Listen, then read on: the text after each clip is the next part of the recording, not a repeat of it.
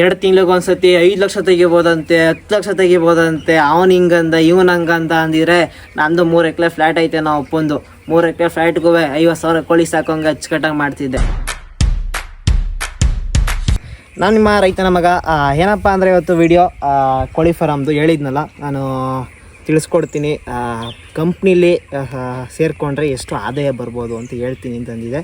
ಅದೇ ಥರ ಹೇಳ್ತೀನಿ. ಕಂಪ್ನೀಲಿ 2 ಥರ ಕಂಪ್ನಿ ಇರುತ್ತೆ. ಒಂದು FCR ಪೊಡಸಂಕಾಸ್ ಅಂತ ಇರುತ್ತೆ.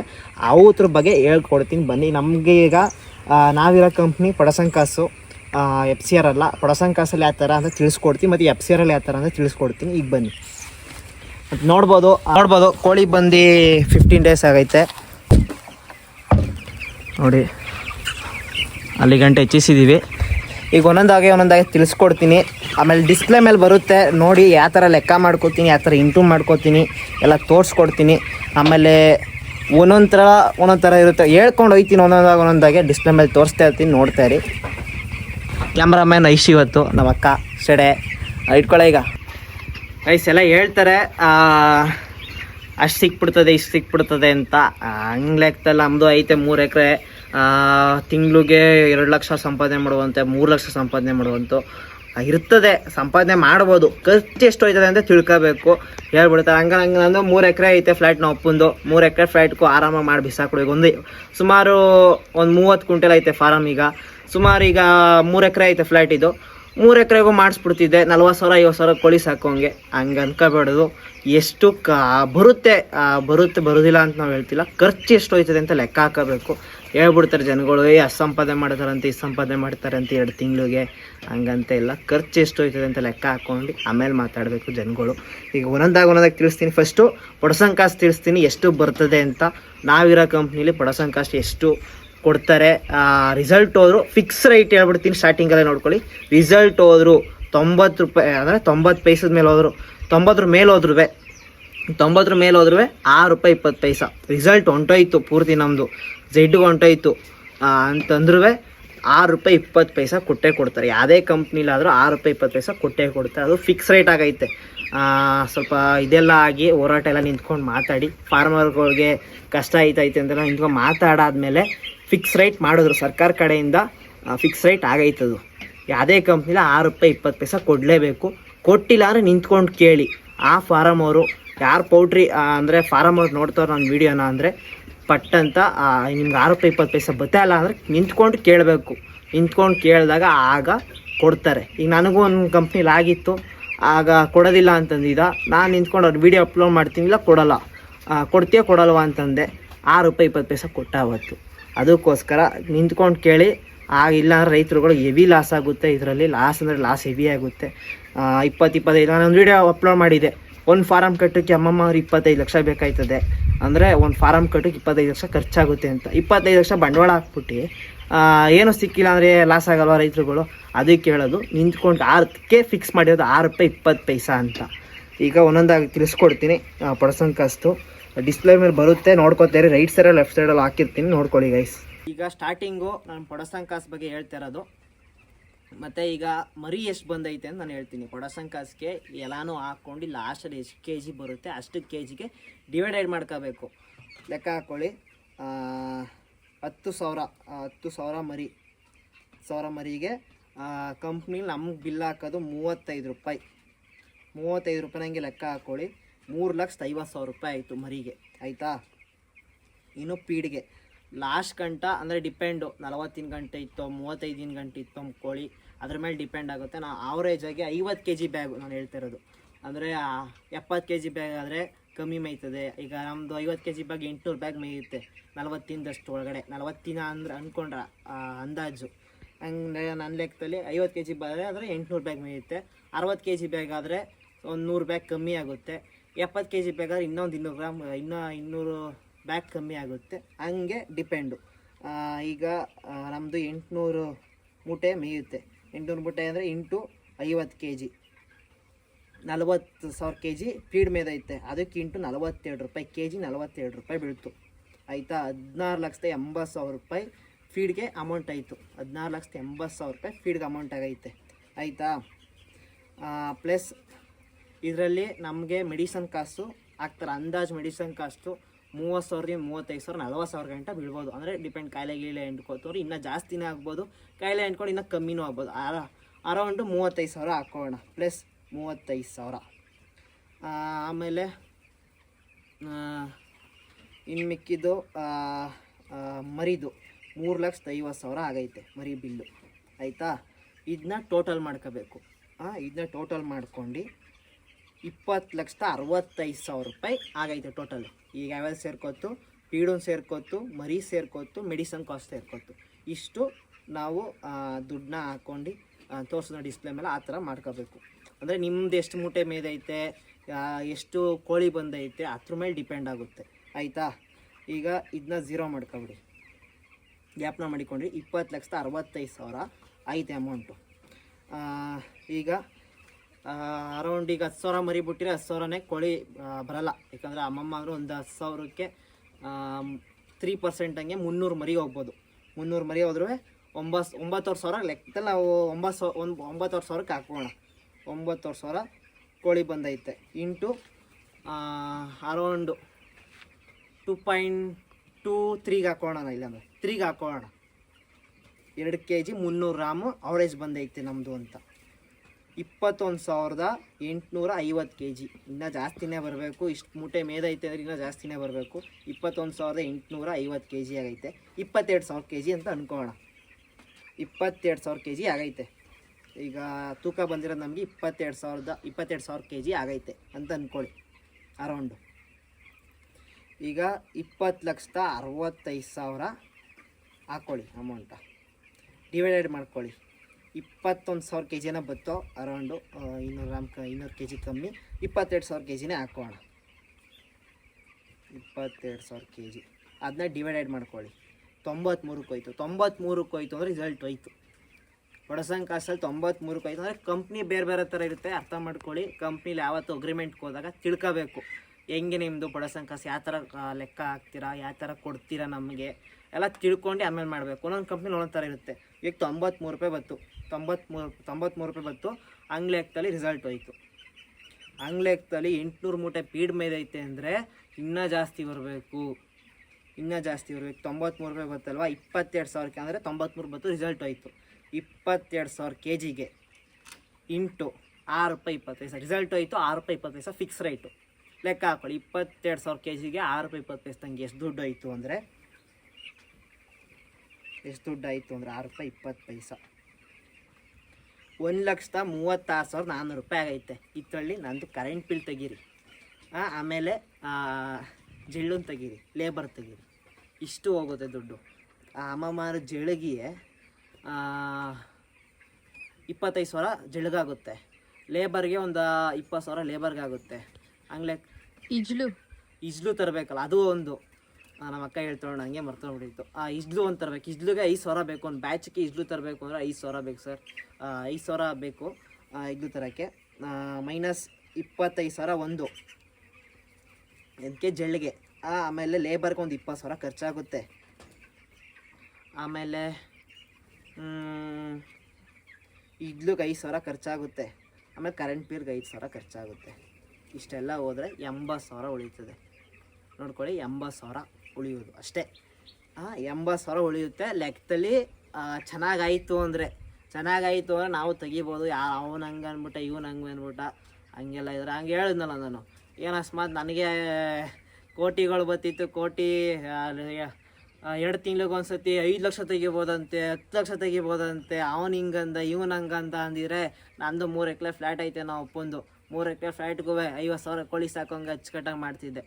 ಅದಕ್ಕೆ ಲೆಕ್ಕ ಹಾಕೊಂಡು ಕೂತ್ಕೊಂಡು ನೋಡಿದ್ರೆ ರಿಸಲ್ಟ್ ಬತ್ತು ಅಂದರೆ ನಮಗೂ ಸಿಗುತ್ತೆ, ಸಿಗಲ್ಲ ಅಂತ ಹೇಳ್ತಿಲ್ಲ, ಸಿಗುತ್ತೆ. ರಿಸಲ್ಟ್ ಬತ್ತು ಅಂದರೆ ಲೆಕ್ಕ ಹಾಕೊಳ್ಳಿ. 93 ಬತ್ತು, 93 ಬಂದಿದೆ. 85 ಬತ್ತು ಅಂದರೆ ₹6.20 ಫಿಕ್ಸ್ ರೈಟು. 80 ಬತ್ತು ಅಂದರೆ 9 ರೂಪಾಯಿ ಗಂಟು ಕೊಡ್ತಾರೆ. 9 ರೂಪಾಯಿ ಗಂಟು ಕೊಡ್ತಾರೆ. ತೂಕಕ್ಕೆ 9 ರೂಪಾಯಿ, ತೂಕಕ್ಕೆ 9 ರೂಪಾಯಿ ಕೊಡ್ತಾರೆ. ಇಲ್ಲ ಅಂದರೆ ರಿಸಲ್ಟ್ ಅದಕ್ಕಿಂತ ಸಸಿ ಕಮ್ಮಿ ಬತ್ತು, 8 ರೂಪಾಯಿ 7 ರೂಪಾಯಿ ಹಂಗೆ ಬರುತ್ತೆ. ರಿಸಲ್ಟ್ ಬತ್ತು ಅಂದರೆ ಒಳ್ಳೆ ರಿಸಲ್ಟ್ ಬರುತ್ತೆ. ಹೇಳೋಕ್ಕಾಗಲ್ಲ ಹೆಂಗಾಗುತ್ತೆ ಅಂತ. ಕೋಳಿ ಬೆಳೆ ಲಾಸ್ಟ್ ಗಂಟು ಚೆನ್ನಾಗಿರ್ತದೆ, ಇದ್ದಕ್ಕಿದ್ದಂಗೆ ಬಿದ್ದೈತದೆ. ಹೇಳೋಕ್ಕಾಗ ಲೂಸ್ ಮೋಷನ್ ಆಗೋಯ್ತದೆ ಇದ್ದಕ್ಕಿದ್ದಂಗೆ ಕೋಳಿದು. ಆಮೇಲೆ ಇದ್ದಕ್ಕಿದ್ದಂಗೆ ಸೊತ್ತೇ ಹೋಯ್ತದೆ. ಒಂದು ಸತಿ 1,000 ಕೋಳಿ ಸುತ್ತೋಯ್ತದೆ ಇದ್ದಕ್ಕಿದ್ದಂಗೆ. ಬೇಸಿಗೆ ಟೈಮಲ್ಲಿ ಹೇಳೋಕ್ಕಾಗಲ್ಲ. ಒಂದೊಂದು ಥರ ಒಂದೊಂದು ಇರುತ್ತೆ, ಒಂದೊಂದು ದಿನ ಒಂದೊಂದು ಥರ ಕೋಳಿ ಹೇಳೋಕ್ಕಾಗಲ್ಲ. ಅದೊಂಥರ ಹುಳಿನ ಬೆಳೆ ಥರ. ಈ ಹುಳಿನ ಬೆಳೆ ಹೆಂಗಿರ್ತದೆ ಗೊತ್ತಾ, ಹುಳ ಸಾಕ್ತವ್ರು ಗೊತ್ತಿರುತ್ತೆ, ವೀಡಿಯೋ ನೋಡ್ತಾರೆ ಹುಳ ಸಾಕ್ತವ್ರು ಹೆಂಗಿರ್ತದೆ, ಚೆನ್ನಾಗಿ ಲಾಸ್ಟ್ ಕಂಡ ಚೆನ್ನಾಗಿರ್ತದೆ. ಹಣ್ಣು ದಿನ ಹಾಲು ಬಂದ್ಬಿಡ್ತದೆ, ಹಾಲು ಬಂದ್ಬಿಟ್ಟು ಎಲ್ಲ ಹೋಗ್ಬಿಡುತ್ತೆ. ಅದೇ ಥರ ಇದು ಅಷ್ಟೇ, ಲಾಸ್ಟ್ ದಿನ ಗಂಟೆ ಹೇಳೋಕ್ಕಾಗಲ್ಲ. ಲಾಸ್ಟ್ನೇ ದಿನ ತೂಕ ಹಾಕಿ ತೂಕ ಎಲ್ಲ ಮುಗಿದು ಕುತ್ಕೊಂಡು ಲೆಕ್ಕ ಹಾಕಿದಾಗ ನಮ್ಗೆ ಎಷ್ಟು ಉಳಿತದೆ ಅಂತ ಹೇಳ್ಬೋದು ಅಷ್ಟೇ. ಈಗ ನಾನು ಹೇಳಿರೋದು ಒಂದು ಅಂದಾಜಿಗೆ ಇಷ್ಟು ಉಳಿಬೋದು ಅಂತ, ಅಂದರೆ 10,000 ಕೋಳಿ ಸಾಕೋರು ಇಷ್ಟು ಉಳಿಬೋದು ಅಂದಾಜೆ, ಆ ಥರ ಲೆಕ್ಕದಲ್ಲಿ. ಒಟ್ಟಿನಲ್ಲಿ ಒಳ್ಳೆ ರಿಸಲ್ಟ್ ಬಂತು ಅಂದರೆ ಎಂಥ ಬಿಸ್ನೆಸ್ಸು ಬೇಡ, ಒಳ್ಳೆ ಬಿಸ್ನೆಸ್ ಇದು. ರಿಸಲ್ಟ್ ಬಂತು ಅಂದರೆ ಒಳ್ಳೆ ಬಿಸ್ನೆಸ್ ಆಗುತ್ತೆ ಇದು. ಅಂತಂಥ ಬಿಸ್ನೆಸ್ ಇಲ್ಲ, ಆ ಥರ ಬಿಸ್ನೆಸ್ಗಿಂತ ಒಂದು ಕೈ ಮೇಲೆ ಅಂದ್ಕೊಳ್ಳಿ ಇದು. ಆಮೇಲೆ ನೆಕ್ಸ್ಟ್ಲು ಆಗಲ್ಲ, ನಾನು ಸ್ವಂತ ಸಾಕಿದ್ರೆ ಎಷ್ಟು ಖರ್ಚು ಬೀಳ್ಬೋದು, ಎಷ್ಟು ಆದಾಯ ಬೀಳ್ಬೋದು ಅಂತ. ಸ್ವಂತ ಸಾಕಬೇಕು ಅಂದರೆ ತಲೆ ಉಪಯೋಗಿಸ್ಬೇಕು, ಯಾವ ಟೈಮಲ್ಲಿ ಹಾಕ್ಬೇಕು ಅಂದರೆ ಆ ಟೈಮಲ್ಲಿ ಕೋಳಿ ಹಾಕಬೇಕು. ಈಗ ಪಕ್ಷ ಹಬ್ಬಗಳು ಬರುತ್ತೆ, ಅಮಾವಾಸ್ಯೆ ಹಬ್ಬಗಳು ಬರುತ್ತೆ ನೋಡಿ, ಈಗ ಬರ್ತೈತೆ ಆವಾಗಲೇ. ಸುಮಾರು ಕಡೆ ಎಲ್ಲ ಪಕ್ಷ ಹಬ್ಬ ಮಾಡ್ತಾರೆ, ಆಯುಧ ಪೂಜೆ ಹಬ್ಬದಲ್ಲಿ. ನಮ್ಮ ಸೈಡೆಲ್ಲ ಜಾಸ್ತಿ ನಾವು ಅಷ್ಟೇ ಪಕ್ಷ ಹಬ್ಬ ಆಯುಧ ಪೂಜೆಲೇ ಮಾಡೋದು. ಆ ಥರ ಟೈಮಲ್ಲಿ ಏನಿರುತ್ತೆ, ಕೋಳಿ ರೇಟು ಜಾಸ್ತಿ ಜಂಪಲ್ಲಿರುತ್ತೆ. ಅದು ಹೇಳ್ತೀನಿ ಎಷ್ಟು ಖರ್ಚಿಗೆ ಲೆಕ್ಕ ಹಾಕಿದ್ರಲ್ಲ, ಟೋಟಲ್ ಎಷ್ಟು ಖರ್ಚು ಬೀಳ್ತು ಅಂತ. 20 ಲಕ್ಷ ಏನೋ ಖರ್ಚು ಬೀಳುತ್ತೆ, ಅಷ್ಟು ಖರ್ಚು ಬೀಳುತ್ತೆ. 10,000 ಕೋಳಿ ಸಾಕಬೇಕು ಅಂದರೆ 20ರಿಂದ 25 ಲಕ್ಷ ಖರ್ಚು ಬೀಳುತ್ತೆ. ಎಷ್ಟು ಆದಾಯ ಸಿಗ್ಬೋದು ಅಂತ ಸ್ವಂತ ಸಾಕೋರು ಅದೊಂದು ಲಾಗ್ ಮಾಡಿ ಹಾಕ್ತೀನಿ. ಈಗ ಪೊಡಸಂಕಾಸ ಆಯಿತು, FCRಗೆ ಬರೋಣ. ನಾವು ನೋಡೋರಲ್ಲ ಪೊಡಸಂಕಾಸಲ್ಲಿ ಎಷ್ಟು ಸಿಗ್ಬೋದು, ಎಷ್ಟು ನಮ್ಗೆ ಲಾಭ ಉಳಿಯುತ್ತೆ ಅಂತ ಹೇಳಿದೆ. ಈಗ FCRಗೆ ಬರೋಣ. FCRದು ಅಷ್ಟು ಈ ಥರ ಎಲ್ಲ ಟೋಟಲ್ ಮಾಡೋಂಗಿಲ್ಲ, ಈ ಥರ ಎಲ್ಲ ಈಗ ಮರೀದು ಬಿಲ್ ಹಾಕೋಂಗಿಲ್ಲ, ಆಮೇಲೆ ಪೀಡೊಂದು ಹಾಕೋಂಗಿಲ್ಲ, ಏನಿರಲ್ಲ ಆ ಥರಲ್ಲಿ. ಮೆಡಿಸನ್ ಬರೋಲ್ಲ, ಏನೂ ಬರೋಲ್ಲ. FCRದು ಹೆಂಗಂದರೆ ಮುಗೀತು, ಪೊಡಸಂಕಾಸ್ ಮುಗೀತು. ಈಗ FCRದು ಹೇಳೋಣ. ಅಂದರೆ ಒಂದೊಂದು ಥರ ಒಂದೊಂದು ಕಂಪ್ನಿಗೆ, ನಾವಿರೋದು ಪೊಡಸಂಕಾಸಲ್ಲಿ. ಒಂದೊಂದು ಕಂಪ್ನಿಲಿ ಸುಮಾರುಗಳು ಕಂಪ್ನಿಗಳೈತೆ, ಎಸ್ ಕೆ ಎಮ್ಮು, ಸುಗುಣ, ವೆಂಕಪ್ಪು, ಬೇಜಾನ್ ಕಂಪ್ನಿಗಳು, ನ್ಯೂಟ್ರಿ, ಬೇಜಾನ್ ಕಂಪ್ನಿಗಳೈತೆ, ಸ್ಯಾಲಿಮಾರ್, ಯಾವುದೋ ಸುಮಾರು ಕಂಪ್ನಿಲಿ. ಒಂದೊಂದು ಕಂಪ್ನಿಲಿ ಒಂಥರ, ಒಂದು ಕಂಪ್ನಿಲಿ ಪೊಡಸಂಕಾಸ್ ಇರುತ್ತೆ, ಒಂದು ಕಂಪ್ನಿಲಿ FCR ಇರುತ್ತೆ. ಅದಕ್ಕೆ ಹೇಳೋದು, ಈ ಕಂಪ್ನಿಗೆ ಹೋಗಿ ಅಗ್ರಿಮೆಂಟ್ ಮಾಡ್ಕೋತಾ ಇದ್ದೀನಿ ಅಂದರೆ ಫಸ್ಟು ಕೇಳ್ಕೋಬೇಕು, ನೀವು ಹೆಂಗೆ ಕೊಡ್ತೀರಾ ನಮಗೆ ದುಡ್ಡು, ಯಾವ ಥರ ಲೆಕ್ಕ ಹಾಕ್ತೀರಾ. ಕೂತ್ಕೊಂಡು ಒಬ್ಬರು ಸುಮಾರು ಜನ ಒಂದೊಂದು ಕಂಪ್ನಿಲಿ ಯಾಮಾರ್ಸೋರು ಇರ್ತಾರೆ. ಸರ್ ನಾನು ₹6.20 ಕೊಟ್ಬಿಡ್ತೀನಿ ಸರ್, ಅಗ್ರಿಮೆಂಟಲ್ಲಿ ಒಂಥರ ಇದು ಮಾಡ್ತಾರೆ. ನೀವು ಅಗ್ರಿಮೆಂಟಲ್ಲಿ ಮಾಡಿಸ್ಬೇಕಾದ್ರೆ ರಿಸಲ್ಟ್ ಹೋದ್ರೂ ನಮಗೆ ಎಷ್ಟು ಕೊಡ್ತಾರೆ ಅಂತ ಮೆನ್ಷನ್ ಮಾಡ್ತಾರೆ. ಒಬ್ಬರು ಮೆನ್ಷನ್ ಮಾಡಿ. ಒಂದೊಂದು ಕಂಪ್ನಿಲಿ ಫಿಕ್ಸ್ ರೇಟ್ ಇರುತ್ತೆ, ರಿಸಲ್ಟ್ ಹೋಯ್ತು ಅಂದರೆ ₹6.20 ಫಿಕ್ಸು ಒಂದೊಂದು ಕಂಪ್ನಿಲಿ. ಅದಕ್ಕೋಸ್ಕರ ಅಗ್ರಿಮೆಂಟ್ ಮಾಡಿಸೋಕ್ಕೆ ಮುಂಚೆ ನೀವೆಲ್ಲ ತಿಳ್ಕೋಬೇಕು, ನಮ್ಮ ರಿಸಲ್ಟ್ ಅವ್ರಿಗೆ ಎಷ್ಟು ಕೊಡ್ತೀರಾ ಸರ್, ರಿಸಲ್ಟ್ ಬಂತು ಅಂದರೆ ಎಷ್ಟು ಕೊಡ್ತೀರಾ ಸರ್, ಒಳ್ಳೆ ರಿಸಲ್ಟ್ ಬಂತು ಅಂದರೆ ₹8.99 ಕೊಡ್ತೀರಾ, ರಿಸಲ್ಟ್ ಹೋಯ್ತು ಅಂದರೆ ಎಷ್ಟು ಕೊಡ್ತೀರಾ ಸರ್ ಅಂತ ತಿಳ್ಕೊಂಡ್ರೆ ₹6.20 ಕೊಟ್ಟರೆ ನಮಗೆ ಉಳಿಸ್ಬೋದು ಅಂತ ಒಂದು ರೇಂಜ್ಗೆ ಉಳಿಸ್ಬೋದು ಅಷ್ಟೇ. ಇಲ್ಲ ಅಂದರೆ ಏನು ಉಳ್ಸೋಕ್ಕಾಗಲ್ಲ. ₹6.20 ಕೊಟ್ಟಿಲ್ಲ ಅಂದರೆ ಏನು ಉಳ್ಸೋಕ್ಕಾಗಲ್ಲ. ಒಂದೊಂದು ಮೊದಲೆಲ್ಲ ಫಿಕ್ಸ್ ರೇಟ್ ಮಾಡಿಸೋಕೆ ಮುಂಚೆ ಎಲ್ಲ ನಮಗೆ ₹4, ₹3 ಹಂಗೆಲ್ಲ ಬಂದೈತೆ. ಅಷ್ಟೆಲ್ಲ ಬಂದೈತೆ. ಆಗ ಬಂದಾಗೆಲ್ಲ ನಾವು ₹1 ಉಳ್ಸೋಕ್ಕಾಗಲ್ಲ.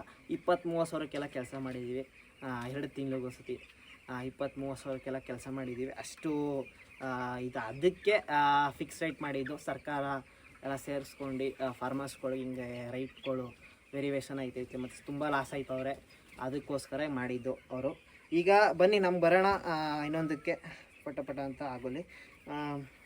ಇನ್ನೊಂದೇನೆಂದರೆ FCR ಪೊಡಸಂಕಾಸ್ ಮುಗೀತಿ. ಈಗ FCR ಯಾವ ಥರ ಅಂದರೆ ಈಸಿ, ಅದು ಏನಿಲ್ಲ, ಎಷ್ಟು ಫೀಡ್ ಮೇದೈತೆ ಅಷ್ಟು ಎಷ್ಟು ತೂಕ ಬಂದೈತೆ ಅದನ್ನ ಡಿವೈಡೆಡ್ ಮಾಡ್ಕೊಳ್ಳೋದು. ಈಗ ಅಮ್ಮಮ್ಮ ಅಂದ್ರೂ 75 kg ಬ್ಯಾಗ್ ಹಾಕೋಣ. ಈಗ 70 kg ಬ್ಯಾಗ್ ಇಲ್ಲ, 70 kg ಬ್ಯಾಗ್, 75 kg ಬ್ಯಾಗ್ ಸರಿ 600 ಬಟ್ಟೆ ಮೇದೈತೆ ಅಂತ ಅಂದ್ಕೋಣ. ಫೀಡ್ ಬ್ಯಾಗು ತೂಕ ಎಷ್ಟೈತೆ ಅಂದರೆ ಒಂದು 75 kg ಹಾಕೋಣ. 45,000 kg ಆಗೈತೆ. 45,000 kg ಆಗೈತೆ, ಜ್ಞಾಪನ ಮಾಡಿಕೊಳ್ಳಿ. ಇನ್ನು 10,000 ಕೋಳಿಗೆ ಇಂಟು 2.5 ಬತ್ತು ಇಲ್ಲ 4 ಬತ್ತು ಅಂದ್ಕೊಳ್ಳಿ, ಅರೌಂಡು 4 ಬತ್ತು ಅಂತ ಅಂದ್ಕೊಳ್ಳಿ. ಇಂಟು ಈಕ್ವಲ್ 24,000 kg ಆಯಿತು. Divide by 45,000 kg. ಇದು 53 ಬತ್ತು. 53 ಅಂದರೆ ಒಳ್ಳೆ ರಿಸಲ್ಟು ಅಂತ ಅರ್ಥ. 53 ಅಂದರೆ ಒಳ್ಳೆ ರಿಸಲ್ಟು.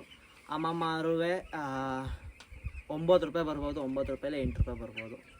ಲೆಕ್ಕ ಹಾಕ್ಕೊಳ್ಳಿ. 24,000 kg ಇಂಟು ಮಾಡ್ಕೊಂಡು ₹9 ತೂಕ ಹಾಕ್ಕೊಳ್ಳಿ, ಎಷ್ಟು ಬರುತ್ತೆ ಅಂತ ಬಂದಿದೆ. ಈಸಿ ಇದು, ಅಷ್ಟೊಂದೆಲ್ಲ ಲೆಕ್ಕ ಹಾಕೋಂಗಿಲ್ಲ ಇದರಲ್ಲಿ. ಈಸಿ FCRಲ್ಲೆಲ್ಲ ಈಸಿಯಾಗಿ ಲೆಕ್ಕ ಹಾಕ್ಬೋದು. ನಿಮ್ಗೆ ಕನ್ಫ್ಯೂಸ್ ಆಗೋಲ್ಲ, ಹೇಳಬೇಕು ಅಂದರೆ ಕನ್ಫ್ಯೂಸ್ ಆಗೋಲ್ಲ ಅಷ್ಟೊಂದು. ನಾನು ಹೇಳಿದ್ನಲ್ಲ ಒಳ್ಳೆ ರಿಸಲ್ಟ್ ಬರೋದು. ಈಗ 8 ರೂಪಾಯಿ 9 ರೂಪಾಯಿ ಕೊಡ್ಬೋದು. ಅಷ್ಟು ಚಾಟ್ ಗೊತ್ತಿಲ್ಲ, ನಂಗೆ ಮರ್ತೋಗ್ಬಿಟ್ಟೈತೆ. ನಮ್ಗೆ ಈಗ ಪಡಸಂಗ್ ಕಾಸಲ್ಲಿ ಇದೀವಲ್ಲ, ಅಷ್ಟು ಗೊತ್ತಿಲ್ಲ. ಚಾಟ್ ಇದ್ರೆ ತೋರಿಸುವೆ ಕಂಪ್ನಿದು ಆ ಕಂಪ್ನಿ ಹೆಂಗೆ ಅಂತ ತೋರಿಸ್ಕೊಡ್ತಿದೆ. ಚಾಟ್ ಇಲ್ಲ ನನ್ನ ಹತ್ರ. ಪಡಸಂಗ್ ಕಾಸು ಬೇಕಾದ್ರೆ ಎಲ್ಲ ಹೇಳ್ಬಿಡ್ತೀನಿ ಎಷ್ಟು ಬರುತ್ತೆ ಏನು ಬರುತ್ತೆ ಅಂತ. ಒಟ್ಟಿನಲ್ಲಿ ಒಂದೊಂದು ಕಂಪ್ನಿಲಿ 90 ಮೇಲೆ ಹೋದರೆ ಪಡಸಂಗ್ ಕಾಸಲ್ಲಿ ರಿಸಲ್ಟ್ ಹೊಂಟೋಯ್ತು ಅಂತ, 90 ಮೇಲೆ ಹೋದರೆ ಹೊಂಟೋಯ್ತು ಅಂತ.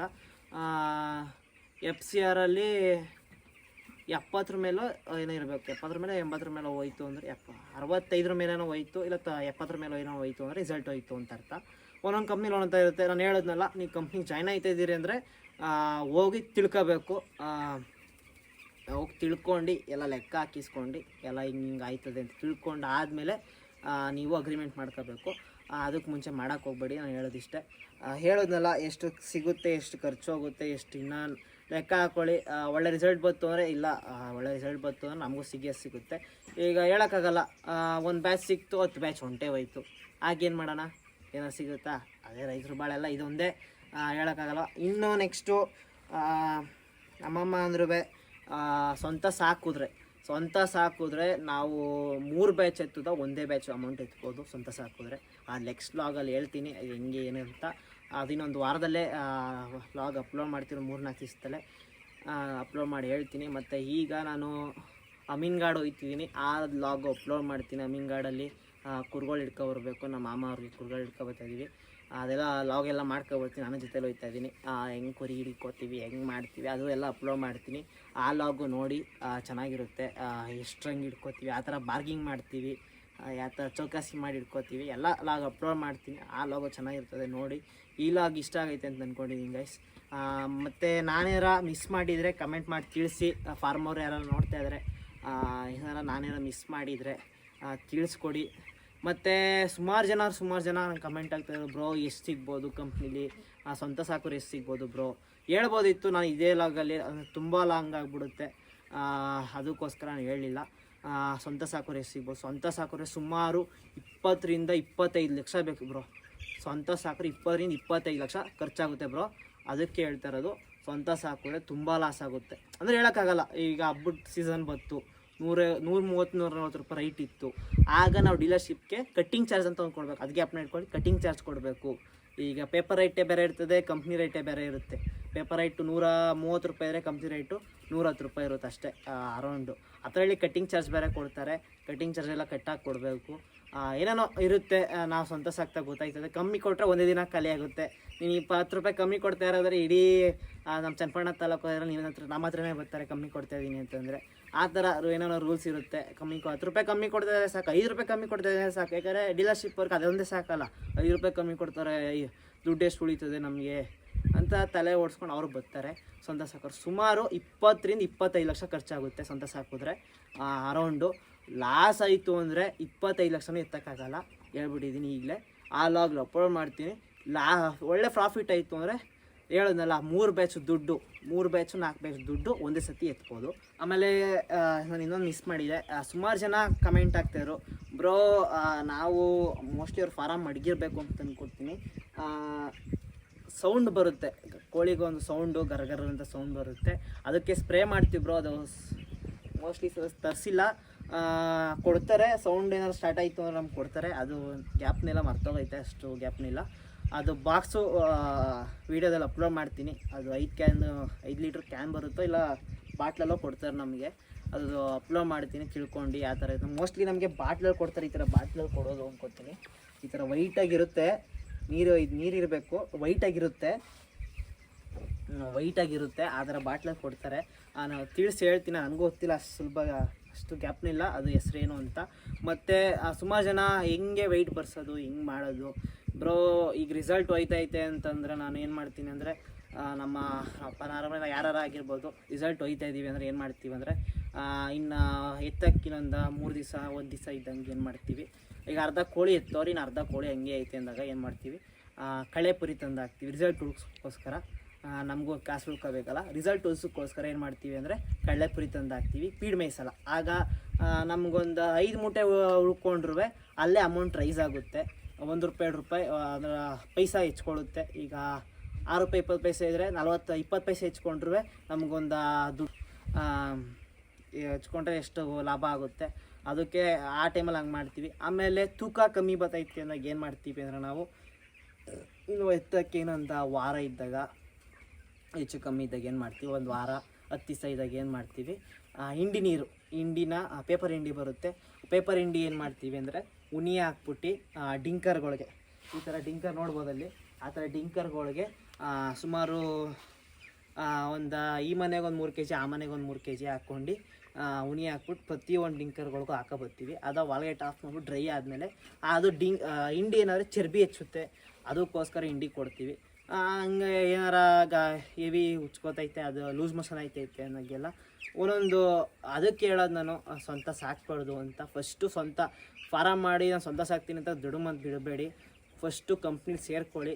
ಕಂಪ್ನಿಲಿ ಸೇರ್ಕೊಂಡಾದ್ಮೇಲೆ ಅಲ್ಲಿ ಕಂಪ್ನಿಲಿ ಎಲ್ಲ ಕಲ್ತು ಸುಮಾರು 1 ವರ್ಷ ಎಲ್ಲ ಮುಗಿದು ಕಲ್ತು ನಂದೆಲ್ಲ ಆಯಿತು, ಎಲ್ಲ ಮುಗಿದಾಯಿತು ನಮ್ಮದು ಅಂತಂದಮೇಲೆ ಬಿಡಿ. ಆಮೇಲೆ ಸ್ವಂತ ಸಾಕ್ಬಿಡಿ. ಈ ದಡುಮಂತ ಹೋಗಿ ಇಳಿಬಾರ್ದು. ನಮ್ಗೆ ಯಾವ್ದು ಗೊತ್ತಾಗಲ್ಲ, ಈಗ ಲೂಸ್ ಮೋಷನ್ ಐತೈತಿ, ಆ ಮೆಡಿಸನ್ ತಂದು ಹಾಕಬೇಕು ಅಂತಲೇ ಗೊತ್ತಾಗಲ್ಲ ಒಂದೊಂದು ಸತಿ. ಆಮೇಲೆ ಏನು ಮಾಡಬೇಕು ಅಂತ ಗೊತ್ತಲ್ಲ ಸಡನ್ನಾಗಿ ನಮಗೆ. ಆಮೇಲೆ ಸೌಂಡ್ ಬರ್ತೈತೆ, ಕೋಳಿ ತೂಕ ಹೆಚ್ಕೋತಾಯಿಲ್ಲ ಅಂದಾಗ ನಮ್ಗೆ ಗೊತ್ತಾಗಲ್ಲ ಅಷ್ಟು. ಅದಕ್ಕೆ ಹೇಳೋದು ನಾನು, ಸ್ವಂತ ಸಾಕಬೇಕು ಅಂದರೆ ಫಸ್ಟು ಒಂದು ವರ್ಷ ಒಂದು 6 ತಿಂಗಳಾದ್ರು, ಒಂದು 4-5 ಬ್ಯಾಚ್ ಆರುವೆ ಕಂಪ್ನಿ ಸೇರ್ಕೊಂಡು ಕಂಪ್ನಿಯವರು ಸೂಪರ್ವೈಸರ್ ಮ್ಯಾನೇಜರ್ಗಳು ಇರ್ತಾರೆ, ಅವ್ರುಗಳು ನಮ್ಗೆ ಹೇಳ್ಕೊಡ್ತಾರೆ. ಆವಾಗ ನಾವು ಕಲ್ತಂಗೆ ಆಗುತ್ತೆ. ಹಿಂಗೆ ಮಾಡಿದ್ರೆ ಹಿಂಗೆ ಆಗುತ್ತೆ ಅಂತ ಹೇಳ್ಕೊಡ್ತಾರೆ. ಆವಾಗ ನೆಕ್ಸ್ಟು ಒಂದು 6-7 ತಿಂಗಳಾದಮೇಲೆ ನೀವು ಒಂದು 2-3 ಬ್ಯಾಚ್ ಸಾಕಾದ್ಮೇಲೆ ನಿಮ್ಮ ಪಾಡು ನೀವು ಸ್ವಂತ ಸಾಕೊಳ್ಳಿ. ಅಂದರೆ ಸ್ವಂತ ಸಾಕಬೇಕಾದ್ರೂ ರೈಟದ್ದು ತಿಳ್ಕೋಬೇಕು, ಯಾವ ಟೈಮಲ್ಲಿ ಹೆಂಗೆ ರೈಟ್ ಹೆಚ್ಕೊಳ್ಳುತ್ತೆ, ಏನಾಗುತ್ತೆ ಅಂತ ತಿಳ್ಕೊಂಡು ಆಮೇಲೆ ಮಾಡಬೇಕು. ಹೇಳೋಕ್ಕಾಗಲ್ಲ, ಒಂದೊಂದ್ಸತಿ ಹಬ್ಬದ ಟೈಮಲ್ಲೂ ಹೇಳೋಕ್ಕಾಗಲ್ಲ, ಕಮ್ಮಿ ಆಗಿಬಿಡುತ್ತೆ ಇದಕ್ಕಿದ್ದಂಗೆ ರೈಟು, ಹೇಳೋಕ್ಕಾಗಲ್ಲ. ಅದಕ್ಕೋಸ್ಕರ ಮತ್ತು ಈ ಲಾಗು ಇಲ್ಲಿಗೆ ಎಂಡ್ ಮಾಡ್ತಾಯಿದ್ದೀನಿ. ಇಷ್ಟ ಆಗೈತೆ ಅಂತ ಅಂದ್ಕೊಂಡು ಲಾಗು ಲೈಕ್ ಮಾಡಿ, ಶೇರ್ ಮಾಡಿ, ಕಮೆಂಟ್ ಮಾಡಿ. Bye guys. ಮುಂದಿನ ಲಾಗೋಸ್ಕರ ಕಾಯ್ತಾಯಿರಿ.